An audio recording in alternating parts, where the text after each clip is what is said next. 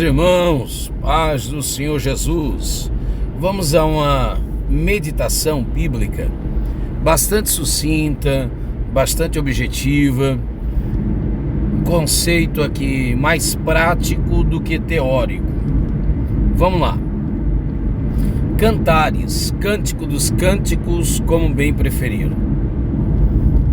O que eu vou pontuar aqui, ele é muito pertinente, sobretudo a quem está escrevendo. Porque quem está escrevendo aqui, por isso é um livro de sabedoria, é um livro sapiensal, quem está escrevendo aqui é o sábio Salomão, que escreveu no cânon sagrado. Ele escreveu inúmeros livros, mas aprove ao bom Deus, pelo seu Espírito, organizar e entregar-nos 3 desses livros. Cântico dos Cânticos, quando ele escreve ainda jovial, Provérbios na meia-idade, um homem experiente, e por fim Eclesiastes. É por isso que no livro de Eclesiastes ele fala: lembra do teu Criador lá no dia, da tua mocidade. Então vamos lá. Alguém jovem, alguém bonito, alguém com muito status, alguém com muita riqueza, vai escrever seu enlace, sua paixão por um alguém. Alguém considera esse livro como uma espécie de manual para um relacionamento, sobretudo conjugal, perfeito. Bom, eu diria que o único casamento perfeito será entre Cristo e a sua igreja. E para isso, essa igreja será militante.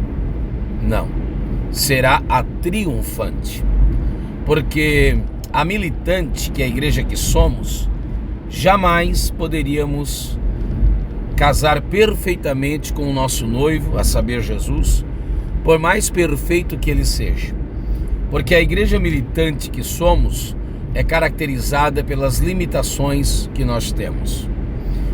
Mas vamos lá, deixar desses paralelismos, vamos pontualmente e diretivamente ao texto em tela. Cantares, capítulo 2, verso 8. A amada diz: esta é a voz do meu amado. A amada conhece a voz do seu amado.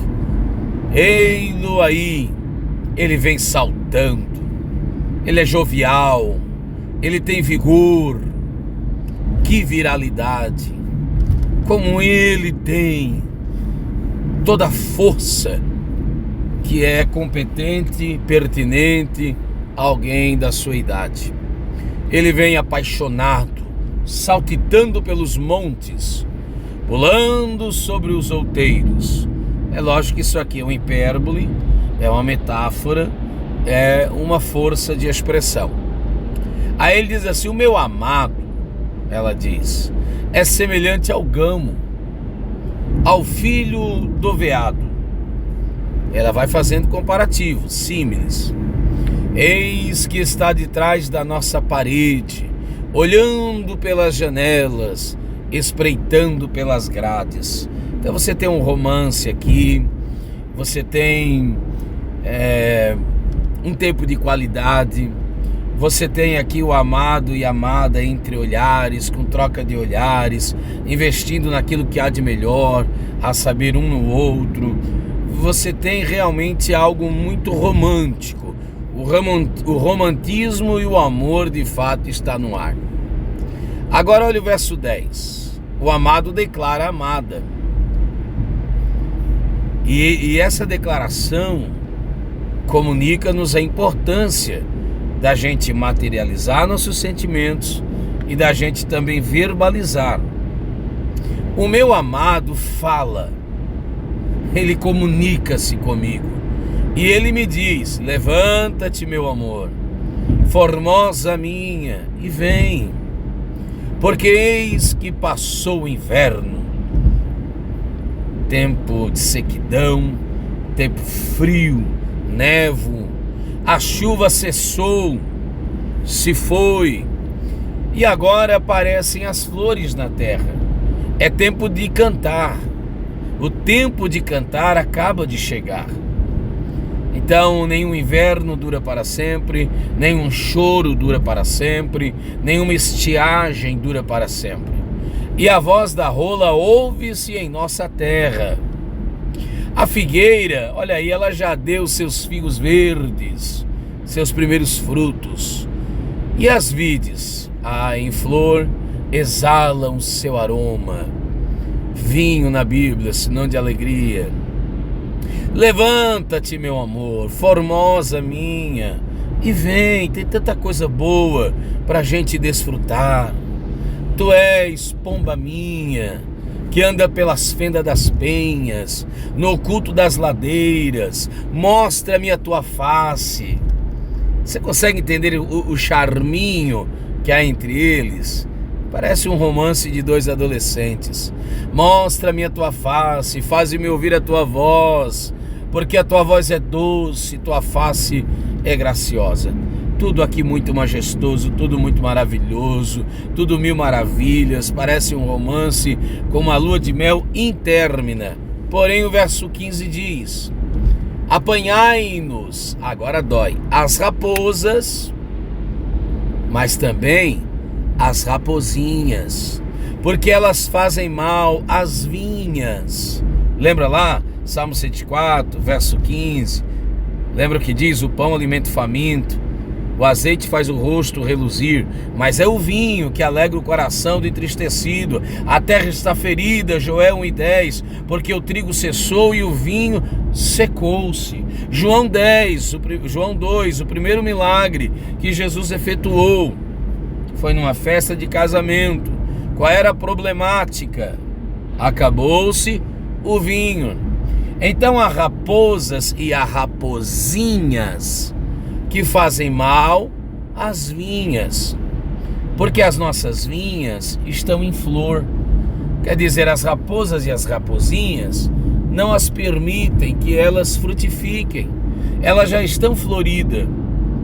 E ao florescer, as raposas e rapozinhas enxergam-a, e enxergando-a, elas a têm ciúmes, elas a têm um desejo atroz, feroz, vão lançar-se contra a vinha, o sabor, a alegria.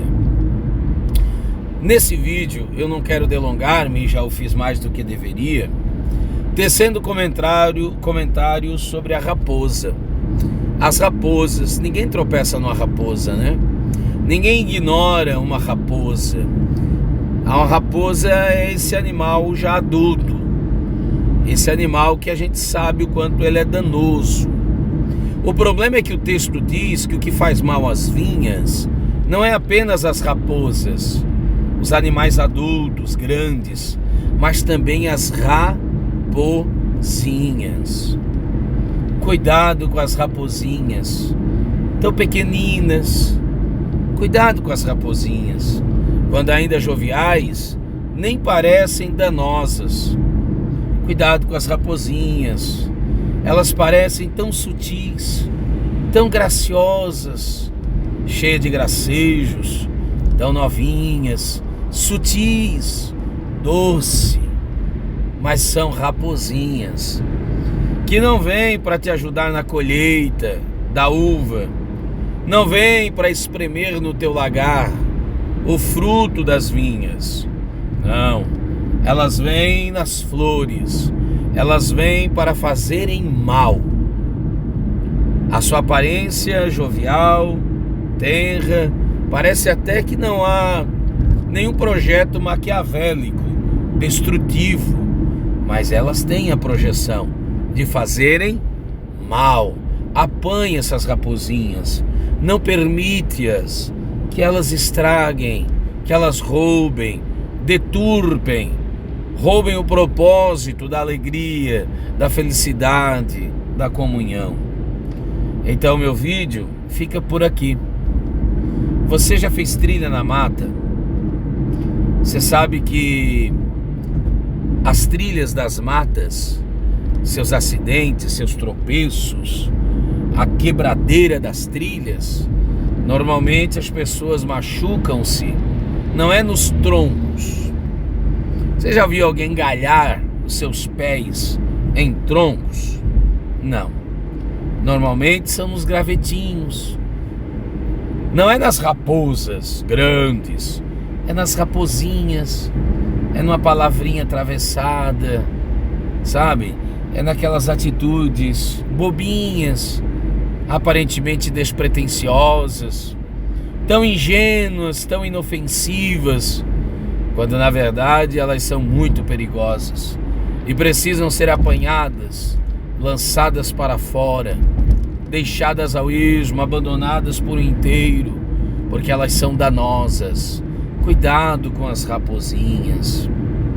Queridos, estude e veja que os problemas relacionais, segundo os sociólogos que estudam a sociologia como um todo, os comportamentos, psicanalistas, eles chegaram às conclusivas que as maiores brigas deram-se início com menores discussões e normalmente por motivos triviais, normalmente por motivos descabidos, motivos que alguém diria, é por isso mesmo que a gente está brigando? É por causa dessa coisinha mesmo que a gente se desentendeu? Irmão, você já viu alguém na fenda da rocha? Existe lá uma cunha. Vocês sabem o que é cunheira? Cunheira é uma madeirinha em formato triangular. Ela foi cortada, lapidada, podemos até dizer confeccionada, elaborada para esse propósito. Ela vem fazendo um estraguinho, uma brechinha. Ela vem fazendo um buraquinho tão inofensivo, tão imperceptível, mas de repente coloca uma cunha ali, coloca outra cunha lá, e quem trabalha com pedra sabe disso, com os rochedos, quando menos dão-se por apercebido. Você sabe o que acontece? Aquela rocha, aparentemente intransponível, invencível, inabalável, aquela rocha, aparentemente sem condições alguma de ser penetrada, a impenetrável, rui-se, rompe-se ao meio. E tudo começou com uma cunhazinha, uma coisinha. É na verdade uma raposinha. Alguém já disse que a maneira mais fácil de matar, de assassinar um sapo, é colocando numa água ambiente. Coloca-se na água ambiente, liga-se ali, né? Ou acende-se um fogo, e aquela água vai aquecendo, o sapo não pula, o sapo não corre, o sapo não foge, porque a água estava até gostosa, ambiente. E quando ele menos percebe, sabe o que acontece?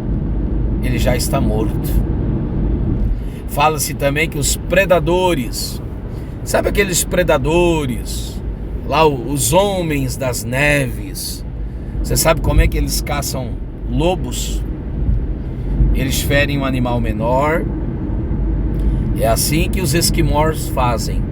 Ferem um animal menor e colocam sangue sobre um punhal, uma espada, uma faca, enfim, um objeto cortante. Colocam o cabo dela cravada na neve. A parte superior dela, a lâmina cortante. Com o passar dos dias, cria-se uma camadinha de gelo por cima daquele objeto cortante. Mas o cheiro e o faro dos lobos ainda consegue saber que tem sangue ali. Os lobos começam a lamber aquele gelo, não corta a sua língua, porque tem uma camadinha de gelo que está protegendo da lâmina do objeto cortante.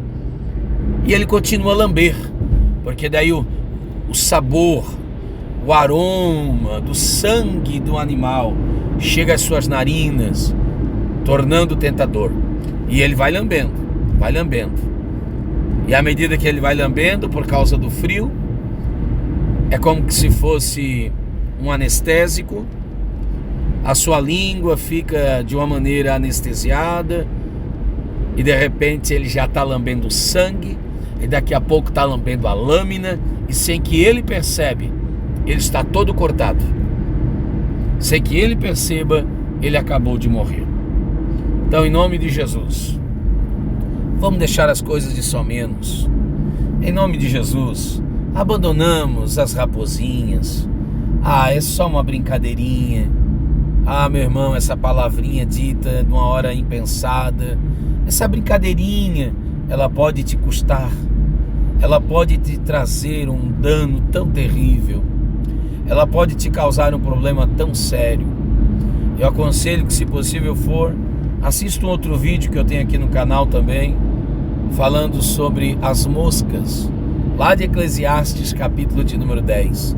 O mesmo Salomão falou sobre elas, que as mosquinhas tão pequeninas, elas têm a imensa capacidade de arruinar um tacho, um unguento de um perfumista. Então, em nome de Jesus, apanhamos-nos as raposas, mas também as raposinhas. Jesus nunca aconselhou o divórcio, nunca o fez. Porém, há condicionalidades que eu chamo de portas do fundo. Infidelidade conjugal é uma delas. Ainda assim, o perdão sempre será o melhor caminho. Paulo fala em 1 Coríntios capítulo 7 daquilo que a gente chama de escravidão, ok? E não é o assunto aqui, procure seu pastor para compreender sobre isso, mas são sempre portas dos fundos. Agora, estudos comprovam que a grande maioria dos casais não separaram-se por causa de infidelidades conjugais, mas por causa de destemperamentos. Então, às vezes, o cônjuge ofendido teve a capacidade de perdoar o cônjuge ofensor. Olha que coisa terrível.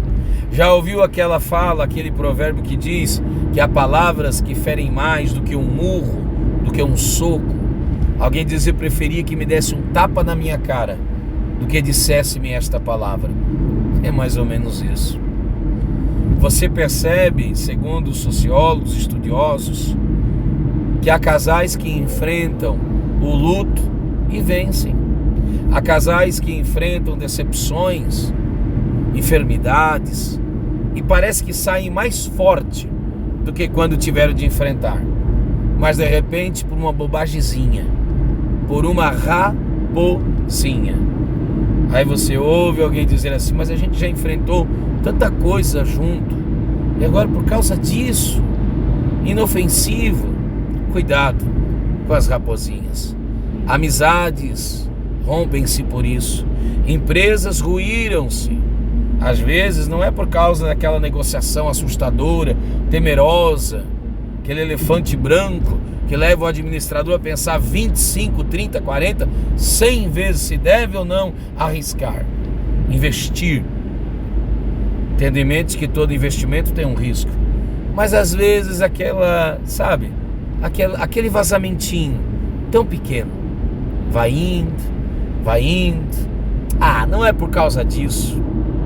Não é por causa disso. É tão pequeno, é tão inexpressivo, e a ruína acaba tornando-se certa. Então, em nome de Jesus, apanha a raposa e apanha as raposinhas. Que Deus te abençoe, em nome de Jesus. Amém.